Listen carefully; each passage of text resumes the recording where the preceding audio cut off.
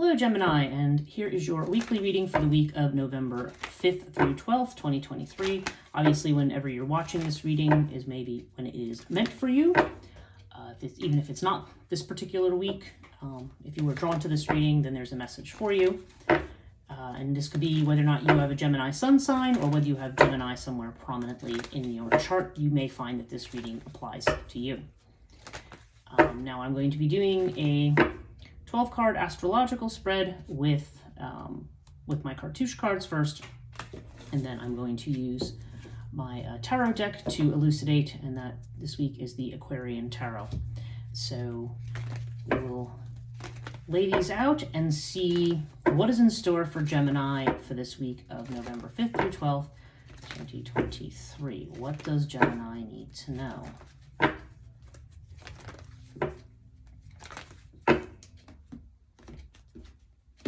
Okay, obviously this is a general reading, so take what resonates and leave the rest behind. Okay.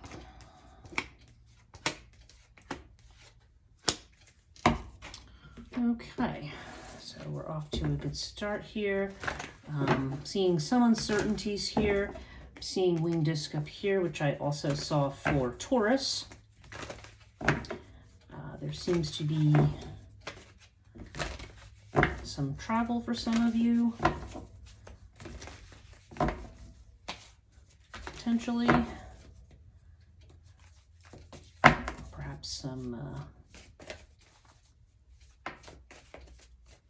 conversations. Okay, so I need to elucidate this. Oh, here we go. This particular reading and see what other cards we come up with. Okay.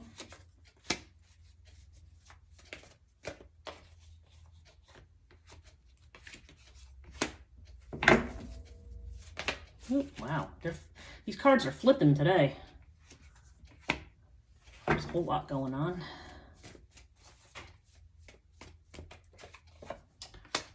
Okay. Okay, and then let's do our overall. Oh, wow. Oh, boy. Choices for you. And it's kind of funny because you're getting your own card right in the center of the deck, the Lovers, which is Gemini energy. Along with the Two of Swords. So there's definitely the idea of stalemate and decision here for this week. You'll have to see how that resonates for you. Okay, so let's go to the first house here for you, Gemini. Okay, first house is the house of personality. And yeah, you've got Osiris with strength. So there's something here in which you feel like you need to stand in your own power, stand firm, rely on your own judgment. Strength can also indicate a sense of holding back. You may be reluctant to say or do something, because strength often has to do with us not saying something when maybe we want to. There's this sense of resisting, of not, it's about kind of sitting silently with something, as it were. And so I don't know. So this is very, very strong. You've got Leo energy here, and this is usually Aries energy with Osiris. So this is very strong fire energy here. You may be feeling like you need to stand firm in something this week for yourself. Your second house is Taurus energy. This has to do with money and finances and, perhaps your values as well. This is Venus ruled. And yeah, you've got the Knight of Cups and Bastet. So that's interesting. There could be an invitation coming with the Knight of Cups. Now, being it has to do with finances, Knight of Cups is sometimes somebody who can be either a distraction, or they could be somebody bringing an opportunity. And Bastet could be an opportunity that has to do with leisure. So this could have to be with the Venus energy in the sense of spending money on either luxuries or on socializing or having a good time or something like that. But Bast is definitely the happiness card. So I feel like there may be an invitation, to do. It could even be just to do something in terms of work or of earning money that is something that is pleasing to you, that makes you happy. Bastet is a card of happiness. And I think this suggests to me overall, regardless of the individual interpretation, Bast can be telling us to rely on our instincts for things. Sometimes it can advise having a little bit of caution. maybe, using our intuition with any new opportunities that may come in or that may be offered to us this week. Third house has to do with Gemini energy, so this is to do with communication, short journeys, siblings potentially, if that applies to you, and just technology. All things that are ruled by Mercury, essentially, are connected to the third house. Now, we've got the Nine of Rods and we've got the Pyramids. So this has to do with a test situation. You could be in a test situation with somebody. This may be, or maybe just something that is taking its time getting resolved, and you have it with the Nine of Rods. So the Nine of Rods, again, there's this idea of not giving up on something, okay? Not wanting to give up, or sometimes it's just it has to do with an incredible amount of vigilance as well. So I don't know, like seeing this with pyramid, with this person looking like towards the pyramid, I almost feel like this is like a test or initiatory situation for something where somebody has to kind of stand their ground, stand firm. You may be watching out or waiting for something, but there's definitely this sense here of having to, that you may be a communication or something that's you feel tests you in some way. And Nine of Rods, I don't know, as much as this card is about standing your ground, sometimes I feel like the Nine of Rods is like we are being hyper vigilant about something and maybe need to let it go, because the next step after the Nine of Wands is the Ten of Wands, and the Ten of Wands, of course, is about being overburdened with something and needing to drop something, needing to put your burden down. So I don't know, there could be a lot of intensity around communications this week, things that maybe we feel are testy. So we just might need to, this may be why we have the restraint up here. We may need to be careful about what we feel we are saying to somebody, because it may, we may feel that way. And I don't know, what kind of comes into my head with this is almost like there may be a sense of feeling tested, but I don't know. I almost feel like there could be, with all of this, I almost feel like there could be an over application of energy. It may just be like, there may be a need to let go of stress surrounding a situation, I think is what I would be inclined to say there. The fourth house has to do with our home and our environment. And yeah, there's definitely, with the moon and Anubis, there's a sense of protection here. I mean, for some people, Anubis could indicate travel or movement away from their home. But with the moon, I mean, I feel like this is Cancer energy in the house of Cancer. I just feel like this is about wanting to be safe, wanting to be protected, wanting to navigate through a difficult situation. And the moon can have to do with not having clarity, being confused, perhaps wanting to withdraw. Again, there's this idea of following one's intuition. I always feel like the fourth and second houses are somewhat connected because they both have to do with security. One has to do more with financial, with our monies, and this has more to do with our home and what our dwelling is, and and oftentimes our sense of inner security is tied to our financial security. So I feel like there may be a need to protect oneself, to kind of stay in, to kind of withdraw a little bit. You may be in this space of feeling like you need some protection this week. That may also be why you're feeling with communication like you're on guard, or waiting for something, or waited to be tested in some way. Although I don't know, it feels to me more like it's something you're worried about rather than something that's going to be a problem. I don't know. That's just what I feel. I feel like this may be more conceptual, more in the mind than in the reality. But we'll take a look. Yeah, we'll look up here at the 12th house when we get there. That should give us more information. Okay, so 5th house. This has to do with creative projects. For some people, love affairs or children, and also with leisure. And yeah, so there's fire here. This is, and it's with the Queen of Pentacles.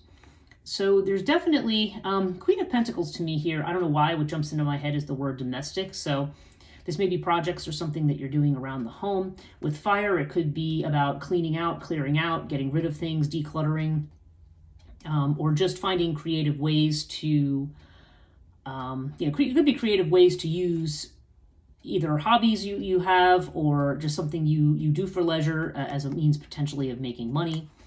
Queen of Pentacles to me says that this is, I don't know, this is somebody who's very resourceful and who has, things to share. But there's, I don't know why, Queen of Pentacles doesn't have to be domestic.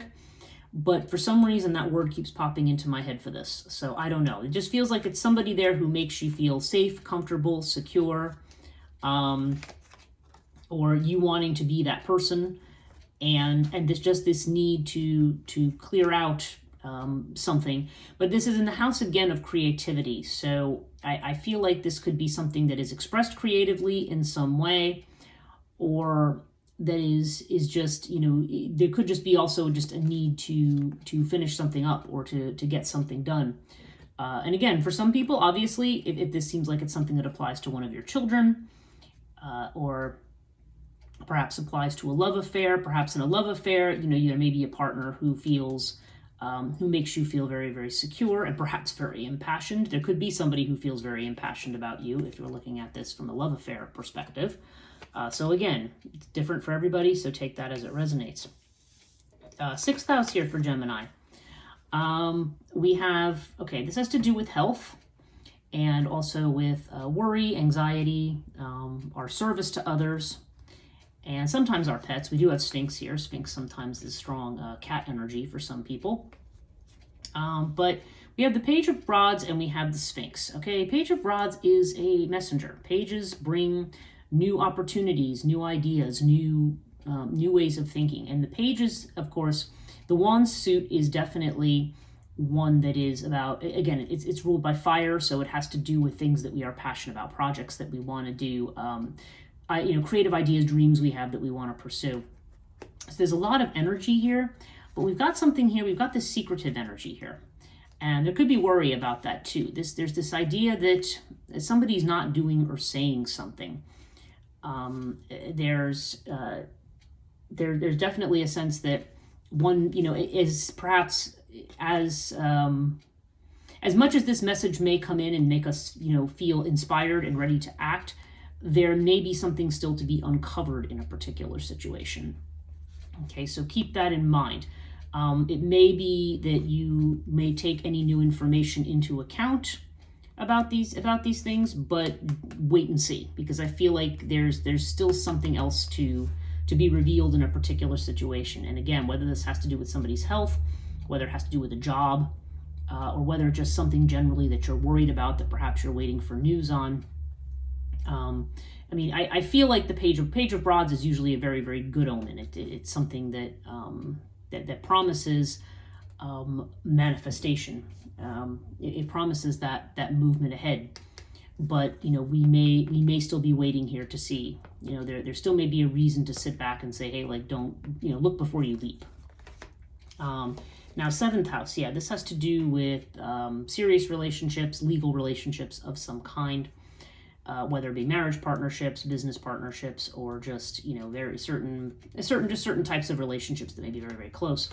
We have Urias here, so Urias has to do with something that is either unexpected, or we think a situation is one way and it's not the way that we think it is. And that can really go either way. A lot of times when Urias comes up, I feel like Urias has to do with we're looking at a situation that we think is bad, or that we think there's something we have to be afraid of or paranoid about or nervous about. But in fact, what Urias is saying is that, no, it's not actually as bad as you think it is. That definitely can come up. On the other hand, for some people, there could be some surprises in relationships. There could be, you may expect a situation to go a certain way, and then it doesn't. There's with somebody. Or there could just be somebody, it could be a new relationship with somebody that you are just, it's not on your radar at all. It's not something that you're expecting. Or you learn something about it that you're not expecting. Now we have it with the Six of Pentacles. So the Six of Pentacles has to do with sharing, equal give and take in a relationship, okay? So this is something, I don't know why, what's coming in my head is like, that's the crux of the issue. Whatever it is here, this has to do with equal give and take in something, and wanting to make sure that, equal give and take may be a core issue here for somebody in terms of something. So it can also just be some unexpected person coming in and offering you something. I mean, this is a card of support as well, and of almsgiving. So it could be that somebody offers you a gift or offers you something financially or or turns their attention to you to offer you something that makes you feel more secure. So don't know. I'll have to see how that applies to you in particular. It will all depend on your partnership situations and what that will mean for you individually. Okay, 8th house has to do with transformation. Now this is interesting because we've got winged disc, which definitely indicates success, movement, clarity, but we have it with the 4 of Pentacles. So there's a tendency here to hang on to what we've got. Like 4 of Pentacles is clinging to something very, very tightly. And sometimes it's to our benefit to fly free over here and to let go. We may be on the verge of a change, and we may be reluctant to make that change, because 4 of Pentacles often has to do with being too afraid to let go of what it is that we have. And we may need to take some kind of a calculated risk. I mean, again, we're seeing these opportunities coming over here financially. This often has to do with money in the sense of dealing with other people's money. So that could apply for some people here, but there's definitely a sense of needing to let something go. And the nice thing about winged disc is it does seem to promise success, the overcoming of obstacles, of moving on to the next stage. So this may be more of advising you not to hang on to something too tightly. 9th house is Sagittarius energy. So this has to do with higher learning and also with travel. And we have Sirius. So yeah, we may need to learn how to think outside the box on something. Sirius indicates hard work. For those of you in school, maybe you're doing papers and exams if you're in university. So there may be a need to expand your horizons, to think differently, to research something in a different way. But I also feel like there's just, in the house of travel, this could literally mean travel to expand your horizons. But there's definitely the sense of being out of the box and doing something new here. And with the Fool card, that sort of, solidifies that, because the Fool is about taking risks, about freeing yourself from something. And again, this has to do with this could have to do with travel, and it could have to do with education. So take it as it resonates. This has to do, oftentimes too, this can have to do with ideas that we have, our philosophies of life and so forth. So it may be a time to, just take a risk, break out and do something new. 10th house is Capricorn energy, and this looks really nice here. You've got the 10 of Cups. So the 10 of Cups is about wish fulfillment. So that is very nice. And you have it with the Crook and Flail. So for somebody, this definitely means a promotion of some kind. There could be a job promotion of some kind, or increased visibility in some way. I mean, Crook and Flail is about becoming visible. And the 10 of Cups would indicate this is a kind of a wish fulfillment. This is definitely something happening more in a community setting rather than an individual wish fulfillment. So it just seems like perhaps some kind of a goal you've been trying to reach, you are going to finally be able to reach. So be confident in that. That looks very, very good for this week. Our 11th house is Aquarius. And Aquarius is about our friendships. It's about our networks with people. And it's also about our hopes and wishes. And we've got air with the 3 of Cups. So you could be reuniting with old friends. There's definitely a sense here of connecting with friends, socializing, having a good time. And as I mentioned, the 3 of Cups sometimes has to do with reconnecting with someone you haven't seen in a long time.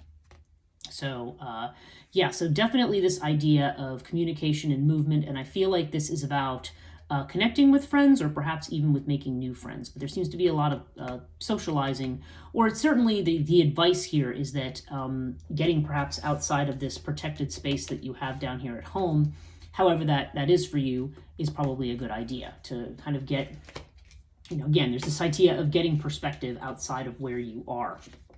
And finally, the 12th house, we have Pisces energy. This has to do largely with what our fears are, what's unconscious, what's hidden. And we have the Ankh here. So and that's interesting because, the 12th house also has a lot to do with liberation, with life, with death. I mean, it has some similarities to the 8th house, in that there is it has to do with our imagination, our creativity, our deepest possibilities, and it can also have to do with the things that drive us crazy and that we're afraid of. So we have the 5 of Wands. So I don't know, the five of Wands often has to do with quarrels, okay? You see all these people with these staves. Now, they're not really seriously hurting with each other. This is more like playing a game. So five of Wands to me is never a serious disagreement or obstacle, but we may feel that we are in competition with somebody, maybe in competition for somebody's affection, because sometimes Ankh has to do with love affairs, but it could just be that something we really want to do, we may be telling ourselves, oh, well, no, there's too much competition, or there could be a quarrel about it. There could be a disagreement with somebody about it. And this may just be saying to us, this is more of a fear. We may, we may be holding ourselves back from doing what we love because we are afraid of what people are going to say. We might be afraid of the fallout, or afraid that, oh, somebody else is going to be able to do it better and I'm not going to be able to do it. I mean, I feel like from what I see up here in the 10th house, I mean, to me, that's nothing. That's something realistically you don't have to worry about at all. This is literally just a worry. And I think there's going to be, but there's definitely some concern here. This is about a relationship in particular. I mean, it does seem like that, with Urias over here, this kind of indicates to me that something is not really what something that we may be afraid of over here maybe is not what it appears to be. So maybe this may be good news for somebody on that front. Okay, overall, you have the Earth card. So Earth is about stability. It's about slow and steady growth. It's about keeping your feet on the ground. That seems to be the message for this week. I feel like if I look at this holistically, there's a sense here of needing to get outside our comfort zone to own and our own abilities and to be confident in them. An indication that we'll be successful with them. There definitely seems to be the opportunity for some new relationships, or to learn something perhaps about one that is either serious, that is serious to us. That there could be something unexpected coming in there from somebody, or an new unexpected relationship. And I do feel like there's this need to get out of our comfort zone. We may be feeling the need to withdraw here into our home space, but there's definitely seems to be the advice here to get out. And like as I mentioned earlier, we've got these choices here. So the Lovers and the Two of Wands. I mean, this is definitely, this couldn't be more Gemini for a Gemini reading. There's definitely this sense of breaking a stalemate, which also connects with this card over here. There's this sense of needing to make a decision about something, take the blindfold off, look at something for what it really is. And you'll need to make a choice about whether you're intending to stay put or to move ahead. And certainly this is advising you to expand your horizons and move ahead. Thanks so much for watching this week, and I'll see you next week.